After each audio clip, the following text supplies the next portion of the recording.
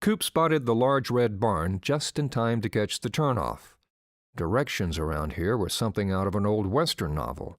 No addresses, just things like, take a left at the Benson's old barn and turn right when you reach the 3 willow trees. He was amazed he'd found the place so quickly. He slowed the car to a crawl as he maneuvered around the large holes in the old dirt driveway. He could already see the place was going to need some work, and about a ton of gravel to make the roadway usable. He glanced at Rowdy. His brother was unusually quiet. "Not too bad, all things considered," he finally said, hoping for a sign from his brother one way or the other. "The ranch is like a paradise," Rowdy finally whispered. He turned to Coop and smiled. "Mom was right. Look at this place. Sure, the road needs work, and I have no doubt the house is going to be worse, but look at that view." Coop smiled. Rowdy was right.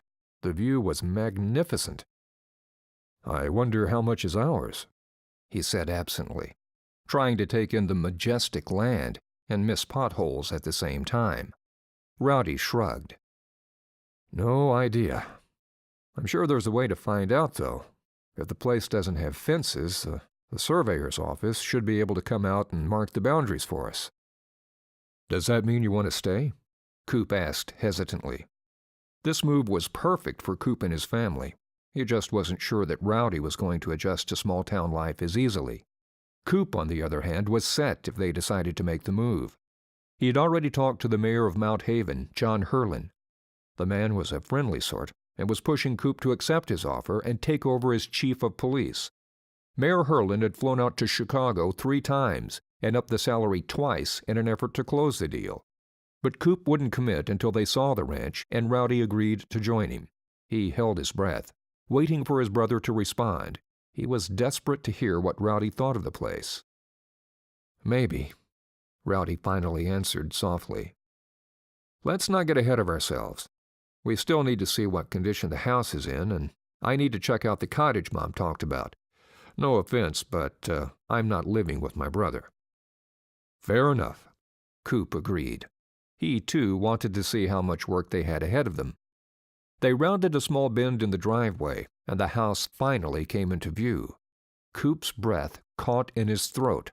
The thing was massive, surely too large for a family of 3. I'm pretty sure there's room for you in the main house, bro." Rowdy laughed. He, too, was awestruck and a little intimidated by the sight. "How did we not know about this?" he finally asked. "I mean, when Mom told us she inherited the ranch, she acted like it was no big deal. I feel like the Kennedys or something." Coop laughed. He could relate. "I have no idea. I guess because Gramps never let on he was loaded. I mean, he had to be in order to afford all this." Coop was surveying the property. In addition to the house, there was a large barn to the left and an even larger stable area. Their grandfather must have been very successful at whatever he did. "Let's see what the place looks like inside. But from here, I don't think we have as much work ahead of us as we originally believed." "I don't see the cottage. Where did Mom say it was located?" Rowdy asked as he unfastened his seatbelt and opened the door to stand. Coop had brought the car to a stop directly in front of the main house. "Over there, I think," Coop said, pointing to what looked like an overgrown pathway. "She said it had a wonderful view of the lake, so it has to be over there somewhere. I think the trees are just obstructing our view." "I think that's a good thing," Rowdy said, straining to find some indication the cottage was in that direction. "I mean, if we're both going to live here, we're going to want our privacy. I wouldn't want the place to be right in your backyard."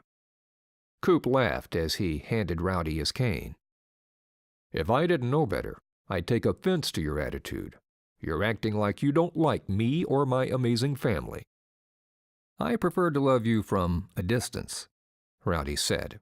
He flashed his brother a teasing grin as he turned toward the mansion's front door. "Okay, let's see what we've got here." Coop slid in the key and relaxed when the lock smoothly released. He swung the massive door open and reached for a flashlight. Hopefully, once they opened some windows, there would be enough light inside to see their way around. The home was still furnished, but there was dust everywhere.